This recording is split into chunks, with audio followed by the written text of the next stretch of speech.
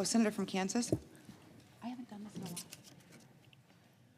Madam President, the Senator from Arizona, thank you for recognizing me. I want to speak just briefly about the vote that we just cast, but more than the vote, the topic that it represents. The pier constructed to deliver aid to Gaza was a failure, and it was a very expensive failure, and it's cost taxpayers hundreds of millions of dollars. It was an idea poorly conceived and poorly executed. It is unsustainable to maintain and is not fulfilling its purpose. It should be dismantled, and there are already plans underway to eliminate the pier after remaining aid has been distributed or removed. Our U.S. forces, as they were in this instance, were called upon to deliver aid to areas of the world that are plagued by violence or areas that are hostile to the United States. And my complaint about the planning is nothing to distract from my admiration and respect for those who serve our country, and that continues in those individuals in the military who have served in the effort to try to provide aid to the people of Gaza. But this is not an isolated instance in which the United States and its military are asked to serve.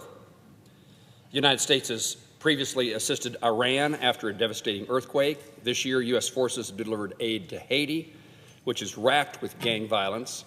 The capabilities of the United States military and the generosity of the American people to help innocent victims, no matter who they are or what government rules over them, is a testament to America's goodness and to American power. The point I want to make is the War Powers Resolution allows Congress to remove forces, quote, engaged in hostilities without specific authorization. I want to caution my colleagues against utilizing these authorities and setting a precedent that Congress can or should intervene anytime we simply don't like the entity, the people who are receiving the aid. I wholeheartedly respect Congress's ability to utilize war powers when appropriate. There is no greater responsibility we have than deciding when to send our sons and daughters to take part in a war. This decision should not and must not be allowed to reside with the President, with the executive branch alone. Yet, too often, it's exactly what we do, ignoring our obligations as members of Congress.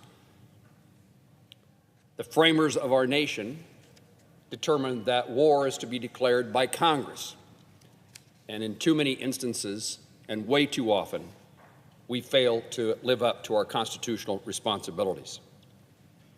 I believe there are many more opportunities, more pressing and more damaging to our troops than just this failure of the pier where Congress could and should intervene.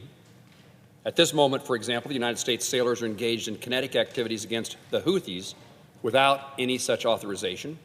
Just like the Gaza pier, the Biden administration has placed service members in harm's way without any strategy for success, at significant cost to taxpayers and finite defense munitions.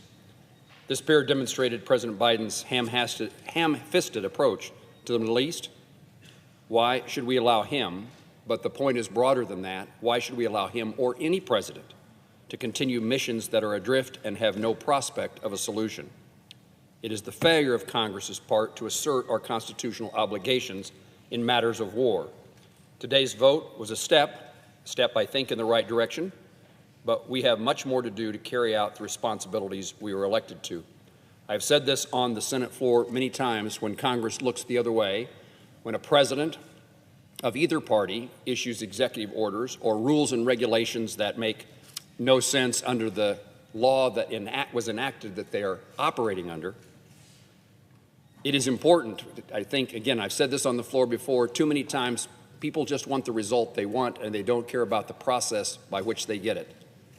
And the process is what protects our freedoms and liberties.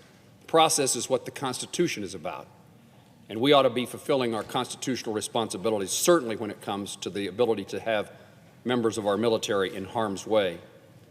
Our freedoms and liberties are determined by that. The framers understood that this country should not have a king and that the powers are vested in the legislative branch, not the executive. Madam President, I yield the floor.